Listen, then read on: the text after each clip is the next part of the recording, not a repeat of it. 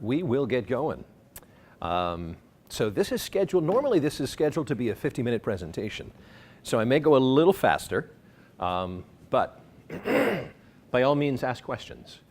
I may not have all the answers. I do not pretend to be, you know, the guy who knows everything about this subject. So feel free. I'll give you a little bit of background and some caveats. So the title is Sex, Lies, and Mobile Devices. As part of this presentation, I do have a marketing slide of an adult toy as it is germane to the actual presentation. So I mention this because I don't want to offend anybody. It comes slightly after the tractor and the automatic vacuum cleaner. Just so you know, when you see those, we're getting close. So that's that. And yes, I do not pretend, like I said, to know everything. I'm not a data scientist. I'm not a computer scientist. I am a practitioner of information security and kind of love the whole field.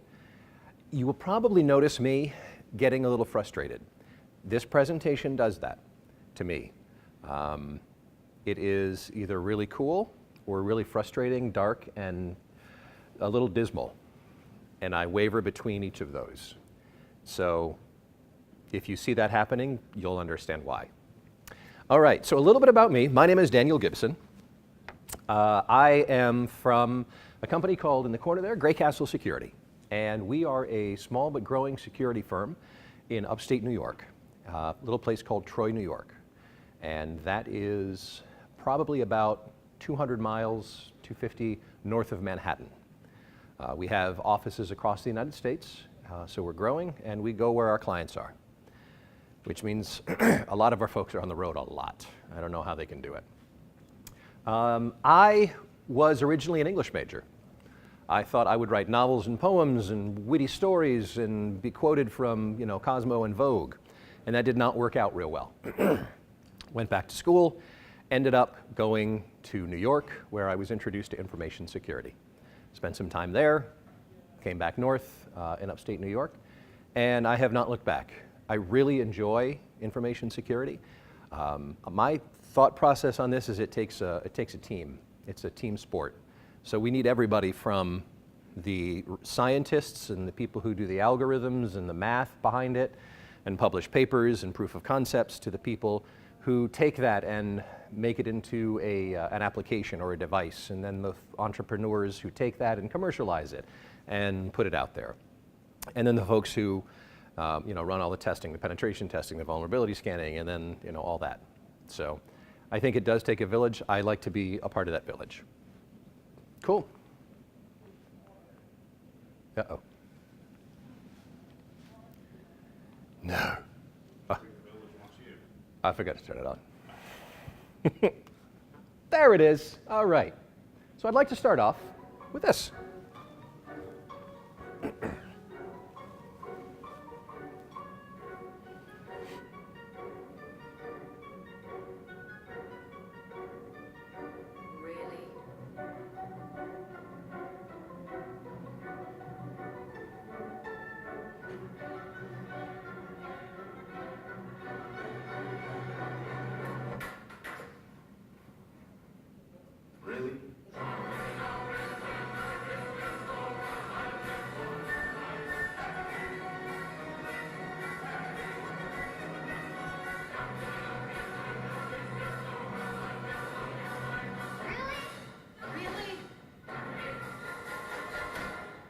It's time for a phone to save us from our phones.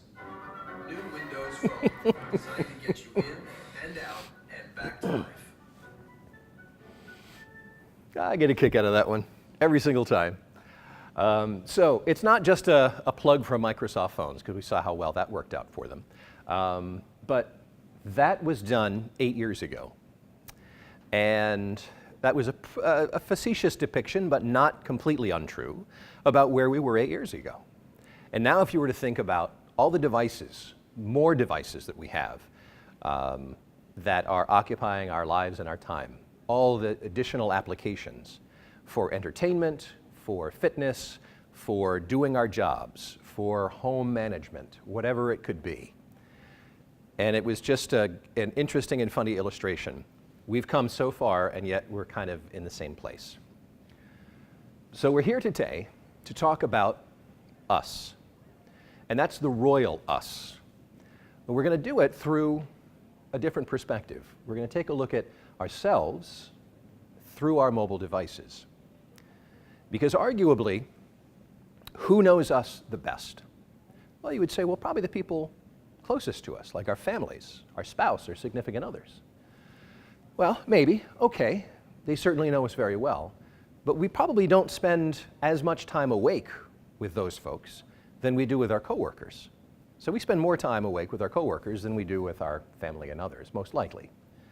But how much more time now do we spend with our mobile devices? Probably pretty close to 24 hours a day, pretty close. Many times it's the first thing that we grab when we wake up because we want to see what happened overnight, we want to check the news, and oftentimes we're checking it throughout the day. It's monitoring us if we have a fitness tracker, telling us every 45 minutes to stand up for 10 minutes. And then at night, you know, we're reading a book or most of an article on the internet, or we're checking in to see what Kim and Kanye and Taylor are doing, or playing Fortnite or Candy Crush or something like that. So these days, we now spend the most time with our mobile devices. So the way I want to structure this a little bit is the first part, and probably the longest part, is a little bit about the mobile condition. So just going through some highlights about where we are.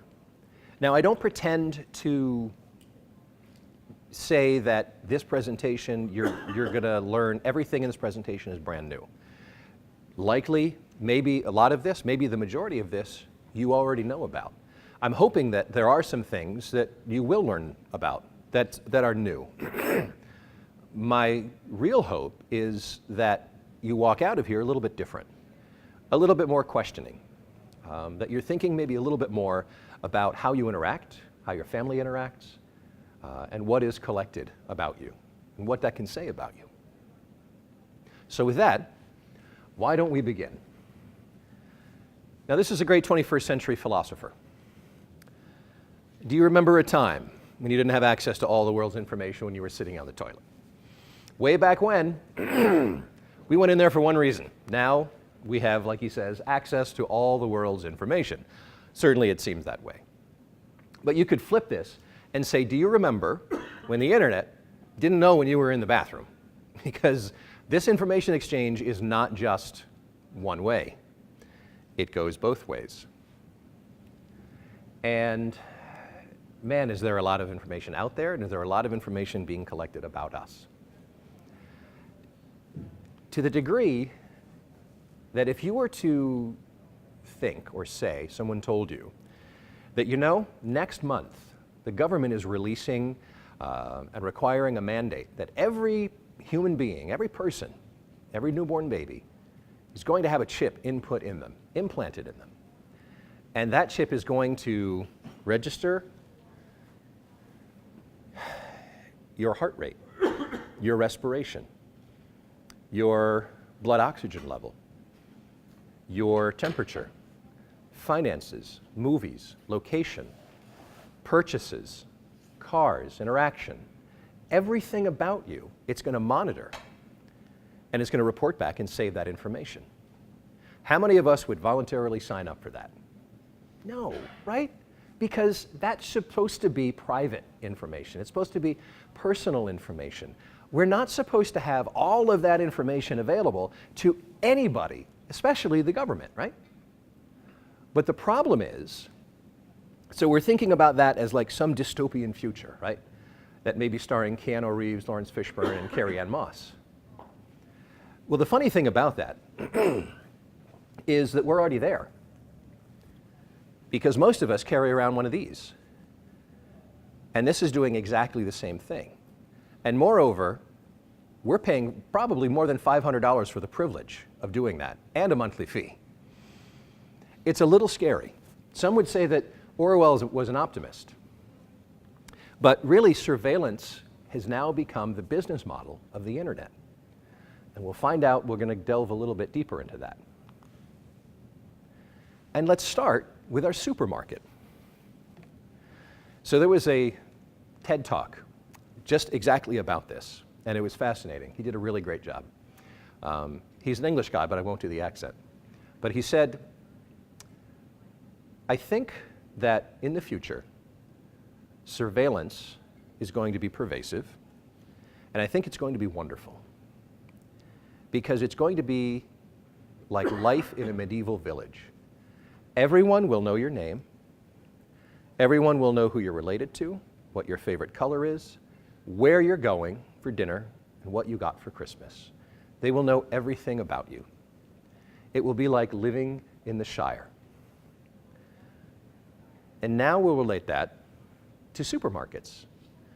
Somewhere around 15, maybe slightly more years ago, supermarkets used to be able to restock their shelves based on what was getting low, what people were buying. Hey, we're getting low on this, we got to restock, and we think we're probably going to need this much. Okay, great. And then 8 to 10 years ago or so, they could begin to predict what I was going to buy, and then would have that in stock so that it was ready. And now they can tell whether you're happy, or whether you're sad, whether you're pregnant, or if you're going somewhere. It's kind of like life in the Shire. If they aggregate all of that data that they have about you over X number of years, and they collect it all together, run algorithms on it, they can probably tell all of those different things about you. It's a little scary.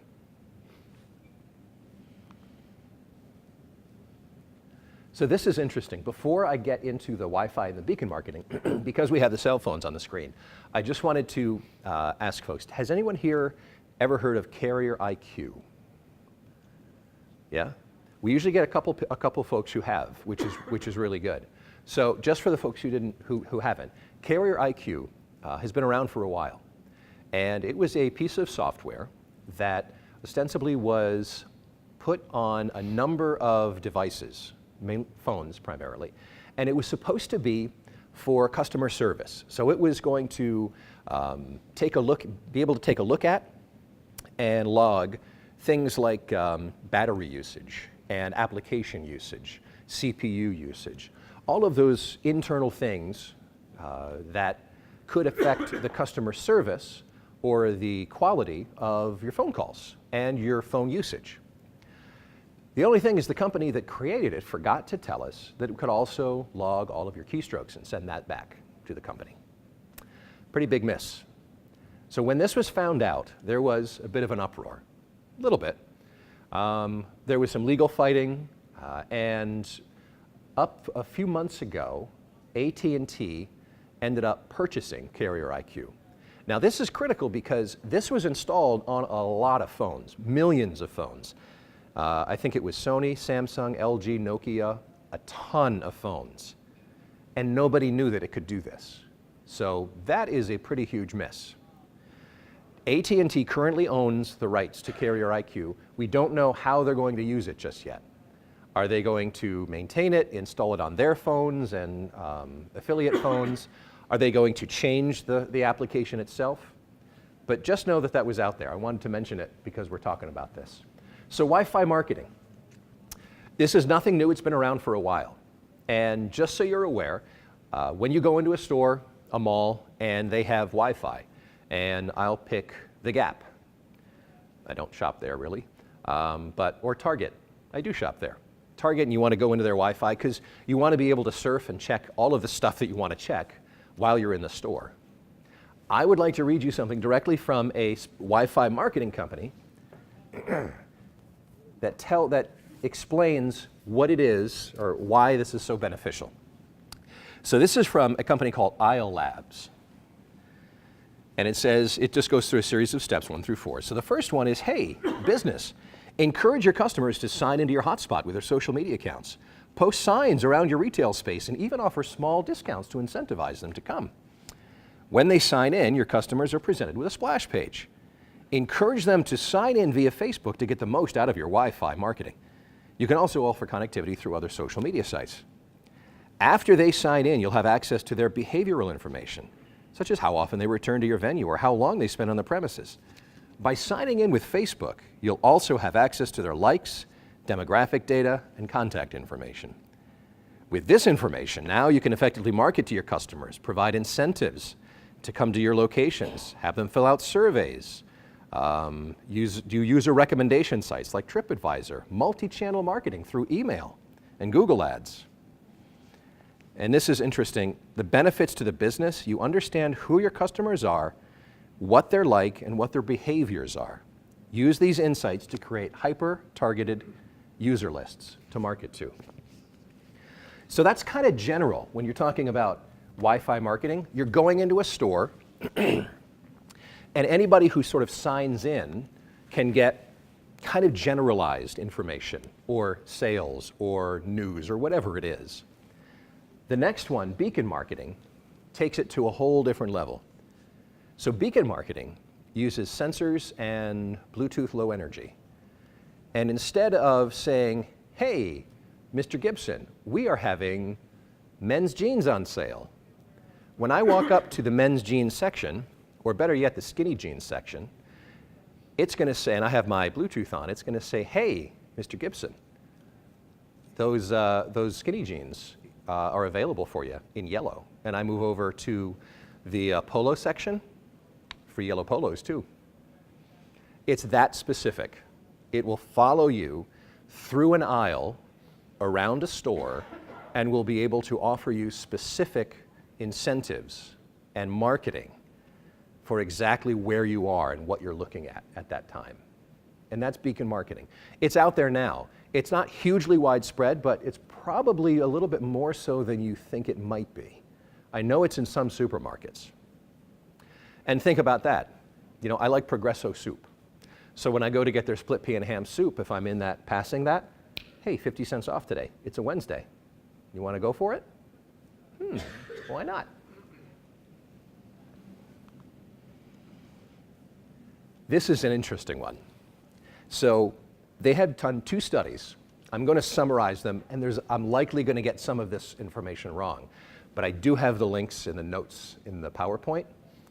It's to the point now where if you have enough information and you study that information well enough, slice and dice the data, individuals, organizations can find out if you're depressed or not. And it's not so much you're looking at how to cope with depression websites. It's about how you're using your mobile device. The more time that you spend on your mobile device is an indicator of your mental state. Now, I know you have questions about that. I don't have a ton of answers, but I will get you those. It seems that there is a correlation between how much time you spend on your mobile device versus interacting with other human beings and your mental state. Now that seems anti-intuitive or counterintuitive, doesn't it? I tend to be more depressed when I interact with like a lot of people from the public because, you know, many individuals just aren't nice anymore. And I tend to be in my happier place when I'm like just surfing, you know, news sites or something like that. But they actually did 2 studies. And the way that they did this, the first one was a very, very small population set. They got 28 people, mix of male and female. I think they were mostly college students. And they had them fill out a questionnaire. And then they tracked their mobile usage. And they tracked a whole lot of different things. And based just on the mobile usage, they put up a profile and said, yep, we would guess that this smaller subset of individuals are leaning toward some sort of depression. And they correlated that with the answers that the individuals gave on those health profiles. And they were right. They had not 100%, but they had about an 87% hit rate, correlation rate, which is a little scary. It's like life in the Shire.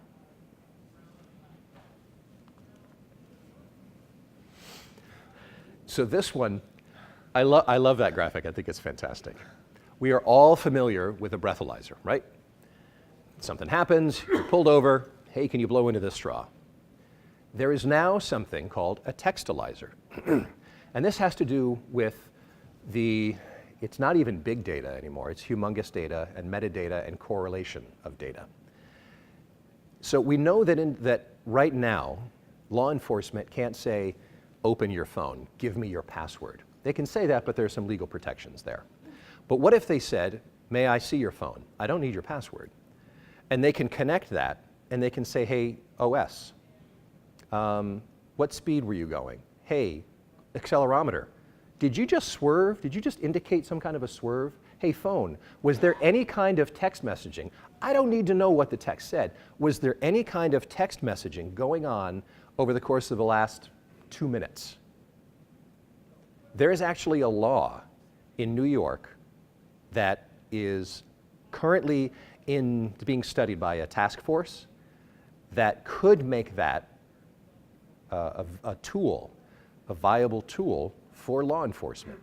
Now, the reason it's being studied is because there are huge ramifications about privacy, about usage of the phone in the car. If somebody's waving it around and the accelerometer is logging that, and somebody then gets stopped, is that then going to be an indicator, a false indicator? But it's out there, and it's potentially, or some form of it, could potentially become law. Maybe not everywhere. And the fortunate thing is there are other laws, there's other things happening in the industry, in the space, like GDPR, California, et cetera, that are sort of pushing back against that. But in this case, it's not asking for your information. It's not asking about, hey, Daniel, what's your birthday? How much have you had to drink? It's saying, hey, cell phone, accelerometer, what did you log? Was there any Waze application? What were you logging? That sort of thing. So it's information around you, not your information. This is another interesting one. So for the most part, right now, we've been talking mainly about devices that we'll carry with us, and we'll be talking about devices that we're potentially wearing. Fitness trackers, smartwatches, all of that sort of thing. Google Glass, I'm sure you're all familiar with. That takes it to another level. And I'm very pleased that they put the kibosh on that, because part of it, the first part that we were talking about, is information that you may have chosen to give about yourself, right?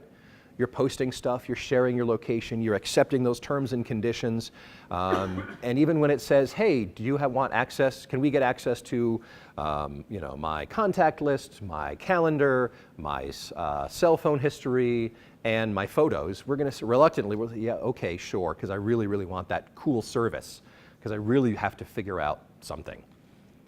The Google Glass takes it to the other level to say, look, I'm going to now potentially surveil everybody around me, whether I'm in a bar or a bowling alley, whether I'm in a grocery store. And you don't have a say about that, because I just happened to run across you with my Google Glass. And is that an invasion of privacy? Do we have an expectation of privacy when we're just living our lives? And where is that line? See, if I'm walking down the street, absolutely, I'll get to you in just a second. If I'm walking down the street and I look up and you have your window open or your drapes open and I see inside of your bedroom, is that public information? Because I was in a public place and I just didn't do anything special. I just looked around. But you were in a private place with an expectation of privacy. So move that over to the data space. And where does that line now blur? If we choose to share that information, that's one thing. But if we're accepting terms and conditions and they're collecting data that we don't even know about, caller IQ, and they're sending it or selling it to other organizations, where is that line? And do we get to have a say in that? Yeah, and I'll get to you just right after that. Okay. Yep. So haven't they already established some of those lines with the drone regulations? Some. I would say some.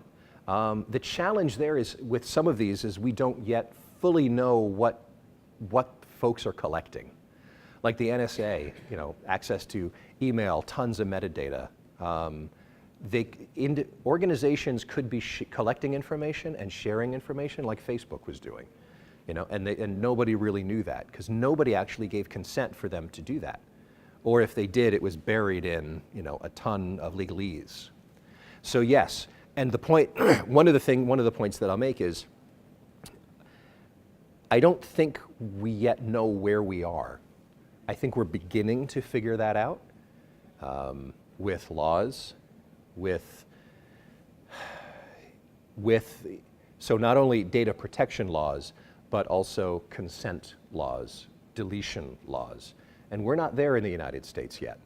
I think they're a little bit further in some other countries, because we have a concept of, no, data, you don't own the data. Like, say for example, if my shoes are tracking where I'm walking, it's not necessarily my data. I can't change that, and I'm going to show you a really good example of that. You're not the custodian of the data, so you Right. therefore not have any expectation of privacy. Yes. Which means that getting warrants or forcing you to give it up isn't necessary. The government goes straight to the data provider. And Exactly. through the course of business, you must provide this to you. That's right. And Yep. you have no recourse to defend it because they gave up that expectation. That's right. When they did business with you. Yep, exactly. And we wanted that widget. We wanted that service. We want to be able to put funny ears on our noses on our head on pictures, because that's really funny and it's Instagram. You've been very patient, I'm sorry. Yeah. I think there's a very there's a definition, the two words that need to be defined. One is privacy, Yep. the other is anonymity. Right. So what you're talking about walking through a store where someone has a glass on, that you're wanting to be anonymous. It's not a privacy issue. It's being anonymous. The technology takes that away. Yes, absolutely, So without a doubt. So you're no longer anonymous in that type of situation. Best example of the difference between privacy and anonymity. Anybody here ride a train or a bus or an airplane? Mm-hmm. How many of you have heard personal, intimate conversations that other people are having because they're anonymous? Mm-hmm. They're violating their own privacy or Right. someone else's privacy, but it's the anonymity that is protected with that information. Yep, good point. Very good point. Yep. Did you have a comment as well, or? No? Okay, I just wanted to be sure. Yep, very good point. I like that, and we talk about anonymity as well. Okay, tractor, automatic vacuum cleaner. Just so y'all know, it's coming up. So this is interesting. I did not know a whole lot about this because it's not sort of my industry. John Deere, tons of sensors in their equipment. The farmers don't necessarily own the equipment. They do not own the data that collects. You would think, oh, it's a tractor. How much information do you have? But they're trying to make the tractor cab as data intensive and collecting as sitting in an office suite. So there's sensors in the tires doing soil testing. There is preventative maintenance stuff on in the engine, et cetera, all over, because it's probably got tons of computers and sensors in there collecting information, because if those things are down, you are potentially now going to lose a ton of money. So you want to be sure that you're keeping track of everything. John Deere wants you to pay your bills. I'm sorry? And John Deere wants you to pay your bills. That too, right. Those things ain't cheap. And John Deere wants you to pay your bills as a farmer. And, it's fascinating. There's a corollary to this. So I don't know if I mentioned this because the day is sort of running together. But if you were to, instead of having it be a tractor, make it a person with that chip in you, that exists already. Right now, not with people, but it exists with cattle, livestock in England. There's over 1 million head of cattle that have chips in them. And they're doing exactly the really cool things, right? They're verifying and checking blood temperature, lots of metabolic types of things, because they want to be able to say and prevent, hey, we've got 5 sick head of cattle, And if they get really sick, that's going to impact the rest of the herd, and now we have a major problem. So we're going to jump on that, and we're going to fix those cattle before they get really sick. That is wonderful. You put that chip in me and say, hey, Gibson, we're seeing some metabolic and chemical changes that indicate you are at high risk of having a heart attack in 2 months. I am going to go to a doctor and get fixed, because heaven forbid I actually change my lifestyle and put the cookie down. But not a bad thing, right? To be able to be forewarned and not have that bad thing happen to you if you can do something about it. So that's the really good side. Remember I said it would be waver between the scary and the good? That's the really cool thing. The scary thing is the stuff that we've talked about already, the anonymity, the privacy. We're going to get a little bit more into that as well. And the other thing is the Roomba. So they've been around for a long time. I remember when they first came out, it's like, wow, really? Does that thing actually work? That cannot do its job unless it knows and learns your layout of your home, whether you have carpet or hardwood, whether you have pets, and the layout of your furniture. So that machine now has knowledge of your home, and pretty detailed knowledge.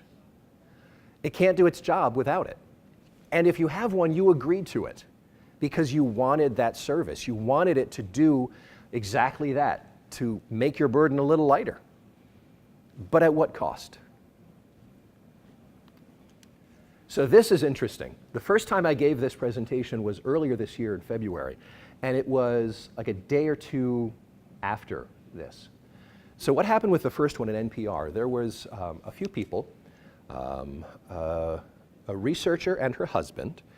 They had a house somewhere and they wired it up and they got a lot of devices that were internet connected.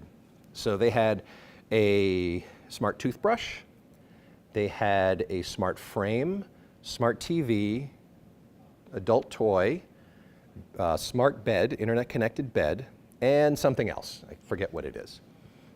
And they had another researcher who was a technical guy, and he had built basically a sniffer to capture the signals and all the information that was coming out of this house. And what they wanted to do, they wanted to see how often the connected devices were communicating back with the servers.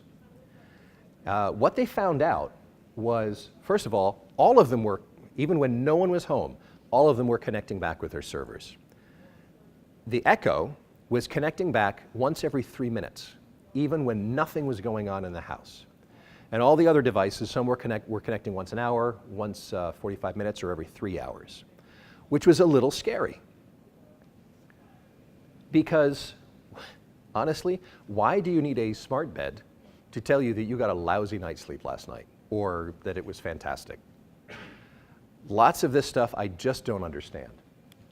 This other one, the fitness tracking app, Strava, this actually has to do with the military. A lot of the soldiers who are on duty at bases that are known and some that were much more secretive and sensitive, obviously were keeping fit, running, walking. They were on duty, driving around the base with their fitness trackers on. Strava was able to capture this information, and they did heat maps. So you could find out where the general layout of a potential top secret installation, or something that is certainly non-public, the public is not able to go to. They have since, I think it was Mattis, but the military banned fitness tracker information after seeing this report. Just another example of, hey, I knew this device was tracking me, for me. I did not know that they were uploading this information and aggregating this information so that you could come up with this level of detail. So think about the Roomba. And I put this on here because this actually exists, and this is not the only one. This is an adult toy, and you download an app onto your smartphone. And the app is connected to the device, and it actually collects metabolic and other information during usage so that you can then go back and find out what worked, find out what didn't work, etc. Why would anyone voluntarily do this? Does anybody have any idea? Talk about just giving everything away.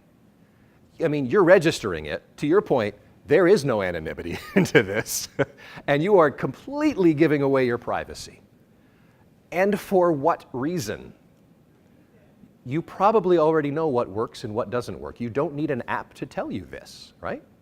This is not the only one.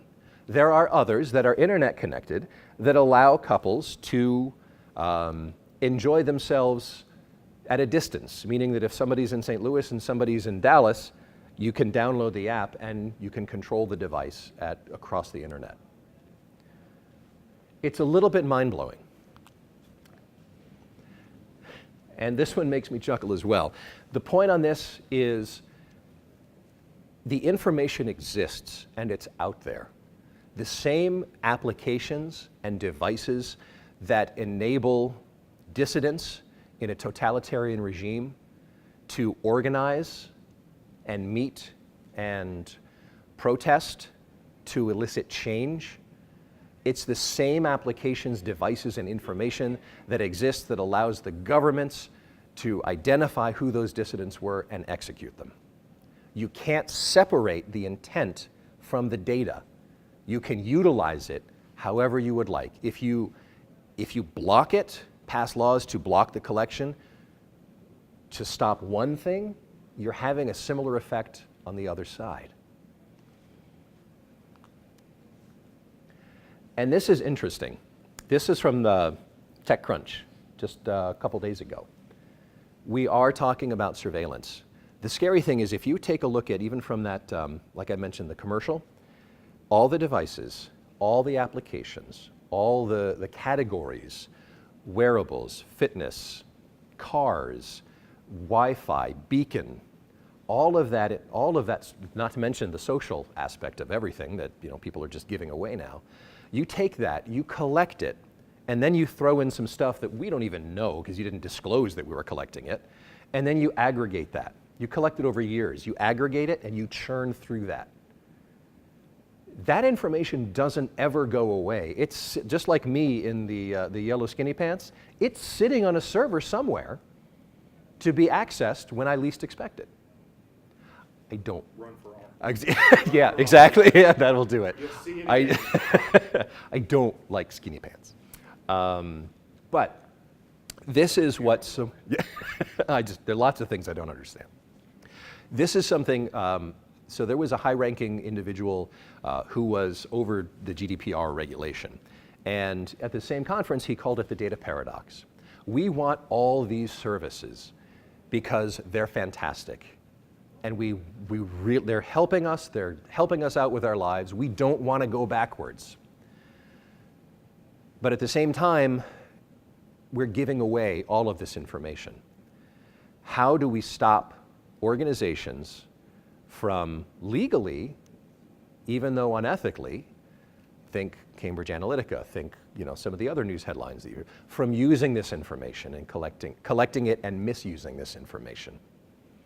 One of the, a funny anecdote, I don't know if you've ever heard of this show. It was on PBS, probably in the 1990s, and it was called 1890 House. It was interesting because it was one of the first PBS reality shows. They took a family, husband, wife, 2 kids, and they transformed their home into what it would be like in the 1890s. They pulled out all the technology, they dressed them, 1890s, etc. And it was fascinating. No laundry. I mean, you had to boil water and do that. You were cooking with whatever it is that they had available. Your medicine, if you got a cut, was their medicine in 1890. It was really, really tough to go back. The woman actually had a bit of a breakdown. And I mention that because she was the only one who was there full time. The father went to work. He got to interact with technology in 1990. The kids went to school. They got out of that situation and they had access to regular technology. The wife there, she was in the house all the time. She never escaped. She couldn't escape for that duration. It was really, really tough to go back. I say the same thing with this. Technology, it's really, really tough to go back even 15 years ago. I think back to the TVs and the rotary phones. Now we've got smartphones and we've got tons of information, and I love it. I had to make a beef bourguignon. I didn't know how to do that. I looked it up. Hey, now I still don't know how to make it. I would look it up again. But that's what it's really tough to go backwards. And that is the data paradox.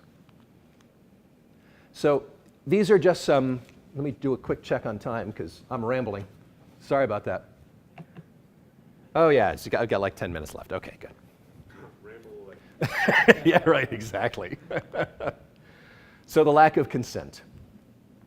There was no big button that said, this is all of the information that we're going to collect about you, all of the metadata that we're going to collect about you, and we're going to sell it and to other companies, and they're going to slice it and dice it, and they're going to be able to figure things out about you, market to you, not necessarily poll you, but they're going to use it for political purposes, et cetera. Companies don't do that. Governments don't do that. We don't necessarily have full consent and full knowledge. Transparency. They're not telling us everything that they're collecting. We may know some, we may not read it. We don't fully know exactly what everybody's collecting. We already talked about this, and thank you for your comments. I really appreciate that. I'm actually going to incorporate that into the next presentation. There is no such thing necessarily as anonymity, because if you have a device and an IP address, and you have a name, and you're logging in, you lose that anonymity. Everything can be tracked back somehow, somewhere, to you. And if somebody has enough CPU power and enough time, they can correlate and correlate and correlate. This one is interesting, ownership. We talked a little bit, or you talked a little bit about it before, about the ownership. We don't have that sense.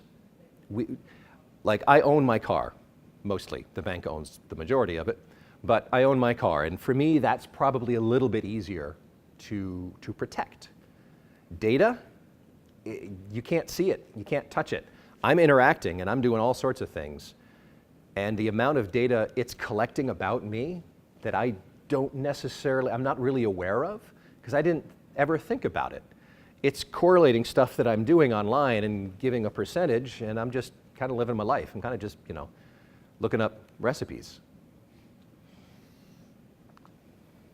And trust. This one is easy. So how do you feel now as compared to how you felt when you walked in? Is there a little bit of difference there? I struggle with this one because as a society, we have to trust a certain amount, right? The next thing is risk, so I'm going to blend these two together. I'm going to get in my car, I'm going to go to work every day because I have to. Got to pay bills. There's a lot of trust in there. I'm trusting that everybody else on the road isn't going to go crazy, that their cars are going to work right, that the police and everybody is doing their job, that all of the mechanics, from the traffic signals are all going to work.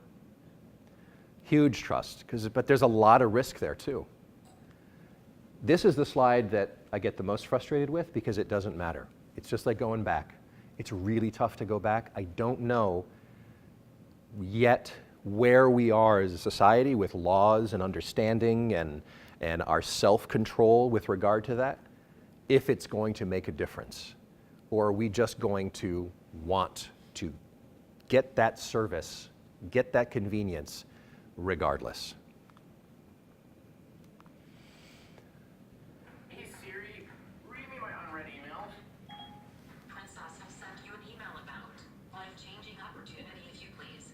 It says, I have a once-in-a-lifetime investment opportunity for the making of many millions of currency. Would you like to reply? Yeah. Okay, what would you like the email to say? Sign me up. Okay, Bill, here's your email message to Prince Asif. Are you very... There are some things that you can do. Understand your data. I'm going to say a lot of the younger folks today don't understand data at all. They don't understand the power of data. I think we're just beginning to understand the amount of power that we can have, or that organizations can have with the amount of data that is available to be collected and used. And then of course you have the whole misinformation thing and the technology that is enabling that. Understand your connections, whether it's Wi-Fi, whether it's Bluetooth, whatever it is. Remove some connections, and I'm guilty of this. When I go to the airport, I love the fact that it connects automatically.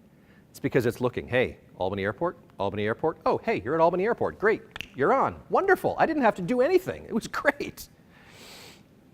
But now, if somebody just, puts a Wi-Fi signal saying Albany Airport, I'm gonna connect it, I'm not gonna know that. Make it McDonald's. How many people connect at McDonald's, or Target, or Lowe's? Understand your risk. I would have to know more about each and every one of you, but you understand what you're comfortable with as far as risk goes. What you're comfortable giving away, if it's your pictures and access to this sort of thing. Be aware as best you can of the risk.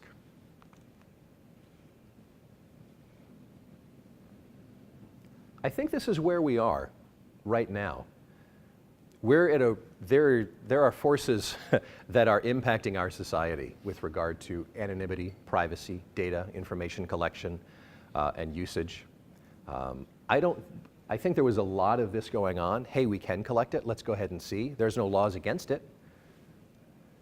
But now we're beginning to figure out, just beginning to, what we should be doing.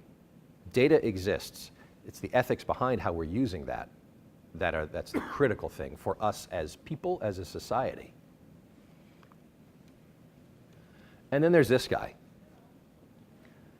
And I put these two slides together. This is John Adams. I think he was the third president of the United States. He was a Supreme Court justice. He was well regarded. Was he? What was that? Second? Second, thank you. And he was very well regarded in the government, in Congress. He was known as one of the most sensible guys in Congress. And when they looked at his journals, because he wrote every day, they said like every other Wednesday or every Wednesday, it would just be those words. I'm at home, thinking. And I don't think we have an opportunity to do enough of that these days. There is so much coming at us. We have family responsibilities, we have work responsibilities, we are getting marketed to, we have outside interests. We're kind of getting hammered all the time with information and to-dos that sometimes it's easier, we just want to be efficient and get everything done. But if we have an opportunity to stop, to read a real book, to pick up the guitar if that's the thing, to play a game of chess, to go outside, take advantage of that. Yeah? I have a question about, you talk about this data-driven, technology-driven world that we have, and I remember when I didn't have technology. Yeah. I learned how to discern good data and bad data. Yeah. I learned what good references were, bad references. And I learned this Right. by the library. Yeah. Having a library at school. Yep. And I noticed my kids don't really have that. They're being taught to look for things online and Yep. make book reports. But how much of this do you think it might be that we just started to not see the value of media? Yeah. And learning how to use a library and doing the. I think there's a huge benefit to doing that. I think the challenge came in, it's so convenient to go to Wiki, to go to Google. Yeah, and it's cheaper. And you know what? I have my report and I procrastinated and I have to do it tomorrow. So I'm gonna do the easy thing. It's similar to the 1890s house. It took a lot of work to function back there. It's easier. You know, I was riding my penny farthing to work in 1890. Now I'm going 65, 75 on the highway in my car. It's a lot easier. Yeah. Actually, the school example, it's actually, in some schools gotten worse. The teachers now instruct the kids to take their phones out and do this research. Yeah. They don't teach them how to do it because there's such a lack of resources. Yeah. And every child pretty much has a phone. They're just like, the teachers are giving up and just take your phones out and do this. Yeah, yeah. There's actually interesting research on that out there, that retention. Oh, right, yeah. So one of the things that, I think the cool study was a computer science class. Mhm. They were trying to, they had two computer science classes. One they gave when the early Kindles to their textbook. The other they did, the first session they did this with, the ones with the Kindle did about 20 to 30% worse Really? than the ones with the book. They said, well, it was because we didn't teach them how to use the Kindle. They spent the first quarter of the semester trying to figure out how to use the Kindle. So the next time that they ran it again, they took the kids who were going to use the Kindle, and they gave them like a week of training on Right. how to use all the features of the Kindle, the search features, all that stuff, in order to use the technology. Marginally, Yeah. a little bit of improvement, but not a lot of improvement. They Yep. started looking at how people use the technology and use the book versus the Yeah. Kindle. What they found is that you actually remember the book in 3D. That when you go to Oh. reference, you open the book up Uh-huh. within 100 pages of what that material is that you studied. Wow. Fast forward to now, as you engage more and more senses, whether it's visual, audio, touch, and other senses, it engages different parts of your brain so you learn. So if you're in Right. a digitally context-only learning environment, you have the least amount of retention. Makes sense. When I look up online, I hardly remember anything because it's instantaneous. You know, how did Bob Marley die? I'm probably going to have to look it up lots of times. Right, yeah, exactly, yep, exactly. And like beef bourguignon, I could not make that again. I'd have to figure it out. It's going to take me 3 or 4 times to do it. But agreed, and I think that's, thank you, yeah. And this is exactly what I meant when I was talking about It Takes a Village, that we've got to have, you know, the researchers and everything. This is all good, and I appreciate you, you mentioning everything. So that's the presentation. I hope you enjoyed it. Thank you for being participating in it and commenting. I really appreciate your time and staying late with me. So thank you all very much.